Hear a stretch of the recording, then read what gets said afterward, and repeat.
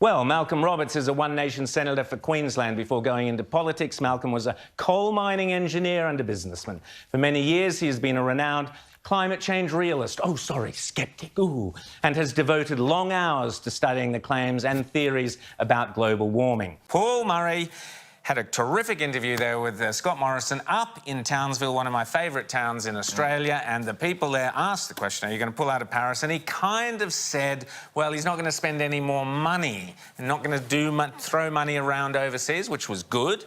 Well done, Scott Morrison, but he didn't get close enough to say, we're pulling out of Paris. Is the Australian government going to commit Australia to every condition of the Paris Agreement?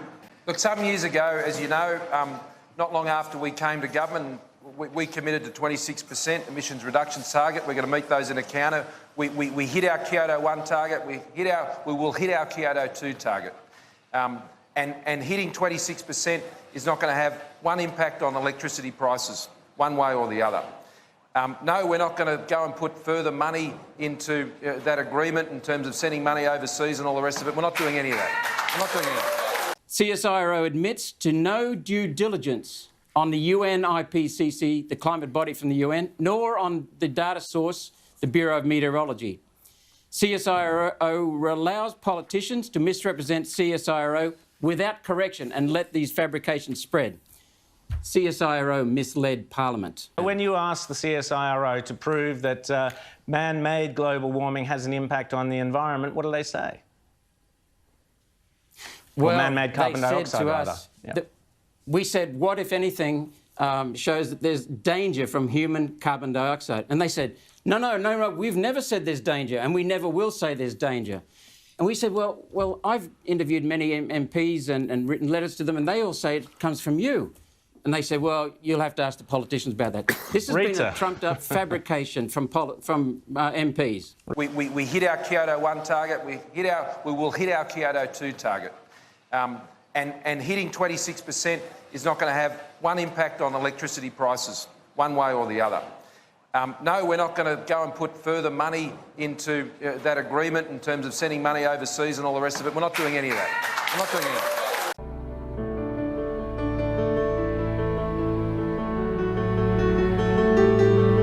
During his research, he discovered that politicians of all major parties told him that climate policies were based on the CSIRO's advice. His election as a senator in 2016 gave him the opportunity to cross-examine the evidence from the CSIRO directly, where he discovered, well, I'll let him tell, but he discovered that the CSIRO's science was far from robust and lacked, in the senator's opinion, both integrity and transparency. And it would appear that the CSIRO were unaware that the evidence they presented was based on poor quality and discredited scientific papers, according to Malcolm Roberts, who joins us now from Brisbane. How are you, Malcolm? Oh, I'm well, thanks, Rowan. How are you? Yeah, Hello, Rita. Yeah. G'day, James. So we're thrilled to have you here to tell us exactly what you have discovered about the CSIRO. Take it away. Well, let's put it in context first of all. These policies, the climate policies and the renewables energy subsidies are costing us, as Alan Moran said last week, $13 billion a year, which is $1,300 per household. And this is what we found. CSIRO has never said carbon dioxide from human activity is a danger. CSIRO's words. CSIRO admitted today's temperatures are not unprecedented. CSIRO cited papers that do not show a rate of temperature rise being unprecedented. CSIRO relied on discredited and poor quality papers on temperature and carbon dioxide and withdrew some of them. CSIRO revealed little understanding of papers they cited as evidence, and even put papers forward later after they withdrew them that contradicted the earlier paper. CSIRO ultimately, Rowan, relies on unvalidated computer models giving erroneous projections. That's all they have. And that's not policy grade, as David Evans will show. CSIRO admits to no due diligence on the UN IPCC, the climate body from the UN, nor on the data source, the Bureau of Meteorology. CSIRO allows politicians to misrepresent CSIRO without correction and let these fabrications spread. CSIRO misled Parliament. Okay, well, let me pick you up. CSIRO Let me pick has you never- up there. Let me pick you up there, Malcolm. How did CSIRO mislead the Parliament, in your opinion? Well, what they've done is that one of their senior executives has made statements that are false in Senate estimates. Their chief executive has also made statements that imply they've got evidence, but when they do not. They've implied falsely that I've been given the evidence when I have not, and we're happy to discuss that openly. And by the way, Rowan, these are not my conclusions alone. I've tested it with international scientists from around the world, 5 different countries plus Australia, and they all just laugh at what the CSIRO has presented to us in 4 presentations now, 4, and they're just a joke. Okay, well, let's pick up on a couple of those things before. One is the 2 things that seem to be all about is the unprecedented rate of change in the climate, and you've pinned them down repeatedly on that. So explain what the unprecedented rate of change in the climate that they've claimed, and yet their inability to answer where it has occurred. Okay, the first time they presented a paper to us, they came back to us and with evidence. Now, remember, this is after 40 to 50 years of climate research. They came back with 1 paper claiming unprecedented temperature and rate of temperature rise. That was by Marcotte, 2013. That was discredited within 2 weeks of its appearance in 2013. Now, Marcotte relies upon a fabrication of a data point. He did an original PhD, had no startling temperature uptick in the 20th century. He was then joined by 2 UN climate authors, and they suddenly found, with the same data, after manipulating the data, an uptick. Marcotte himself, Rowan, said that you cannot rely upon the 20th century temperatures that are in his paper. You cannot, they're not robust. So then, when we pointed these things out, and Marcotte also said you cannot identify anything less than 300 years in time span. Okay, so what he's saying is that there's no increase in the temperatures. Now, the other thing you asked them was about carbon dioxide and the link between man-made carbon dioxide and global warming. How did they respond to those questions? Well, they gave us a paper by Harries in 2001, and that paper was also discredited. And that paper used 2 separate data points measured by 2 separate instruments, and so that was wrong for a start. And they didn't seem to know these things about Marcotte nor about Harries. They withdrew both papers and gave us alternatives. The second alternative they gave us on carbon dioxide actually verified what we said about Harries. Now, what they said, what Harries did was the minimum duration between measurements is 1,000 years, sometimes 6,000 years.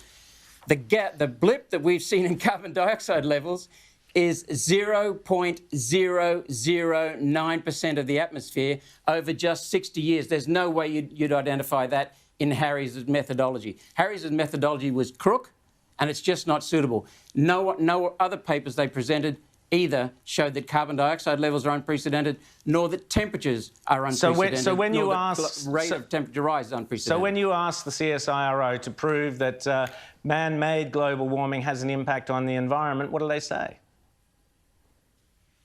Well, man-made carbon dioxide, said to us, we said, what, if anything, shows that there's danger from human carbon dioxide? And they said, no, we've never said there's danger, and we never will say there's danger. And we said, well, I've interviewed many MPs and written letters to them, and they all say it comes from you. And they said, well, you'll have to ask the politicians about that. This has been a trumped-up fabrication from MPs. Rita. I'm just a little bit confused with what you're saying. You know, CSIRO is giving contradictory statements. They misled Parliament, but you're not suggesting that that was deliberate. I mean, when you're looking at this sort of data, isn't it just going to be something that occurs where you might inadvertently interpret information a certain way that it turns out to be inaccurate? Do you think these are just accidents of doing the job they do? I don't know what goes on in these people's minds and hearts, Rita, We know there's a lot of groupthink within the CSIRO, and they follow the political agenda. We know from a former research scientist, many scientists within the CSIRO, including a chief research scientist, Garth Paltridge, who said many years ago that CSIRO has been corrupted in its prosecution of science because it's been politicised. Now, I don't know whether these are deliberate lies or whether they're just sheer ignorance. I suspect that it's more groupthink combined with ignorance and incompetence because of what they dished up to us. I mean, it was embarrassing. I'll give you a quote from Willie Soon, who's an atmospheric astrophysicist and geoscientist. When we asked him what he thought about CSIRO producing the Marcotte paper as their sole paper after 40 to 50 years research, he said, 2 weeks after, this is quoting Willie Soon, a professor, 2 weeks after publication, this paper was completely destroyed, and yet someone as high up as CSIRO trying to say this paper is legitimate and can be used as a supporting scientific evidence is scientific malpractice. James. I don't know whether they're lying or incompetent. Well, so, I mean, I want to come back to this idea of groupthink. Is it ideological, or do you think that because the rest of the scientific community has basically created a feedback loop that says, yes, this is happening, and so the encouragement is to keep going down that path, that science has now been corrupted by what you would say is I guess a preference for papers that affirm this one particular point of view versus those who might be deemed as skeptics? I could simply say that by saying yes, but I'll go further.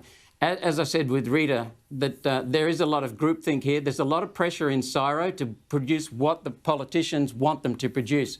And they have not challenged any politicians who have said things that CSIRO has not said. We've also had a look at their State of the Climate report, and we'll be coming out on that 2018 State of the Climate report, because there is straight corruption of the data. There is some corruption going on in the CSIRO. A lot of it is weakness. There's certainly a lack of leadership in there, a lack of principled leadership that is destroying the CSIRO's reputation. It was once a preeminent body, but now it's bloody hopeless. And you're saying that they cannot basically answer the fundamental question as to whether the planet is warming up, or the fundamental question whether any warming is due to man-made carbon dioxide. They have no scientific answer to those two questions upon which all the Paris Agreement and everything else is based on, and all our subsidies. Is that what you're saying, Malcolm? Exactly, Rowan. And to have a basis of policy, you've got to have a quantified, specified impact from certain things, actions we're taking or we're producing. They have never done that. So there's no way you can have a basis for policy. And so they haven't even attributed 1/100th of a degree of temperature rise to human carbon dioxide. The issue here is not carbon dioxide, the issue is human carbon dioxide. There is no evidence anywhere from the CSIRO on that, and there's no attribution. And without that attribution, specific and quantified, there can be no policy. And even if we do enact a policy, there can be no measuring as to whether it's effective. And there certainly cannot be any measurement as to whether or not it's worth doing in terms of cost. We are looking at our country decarbonising, which is another word for deindustrialising. This is horrific. They're putting in far-reaching changes, fundamental changes to the way our society operates, the way our livelihoods, our lifestyles. The whole structure of our society is under threat here because of sheer ignorance and gutlessness on the form of various politicians and the CSIRO lacking leadership. Malcolm Roberts, Senator Malcolm Roberts of One Nation, thanks so much for coming on Outsiders today.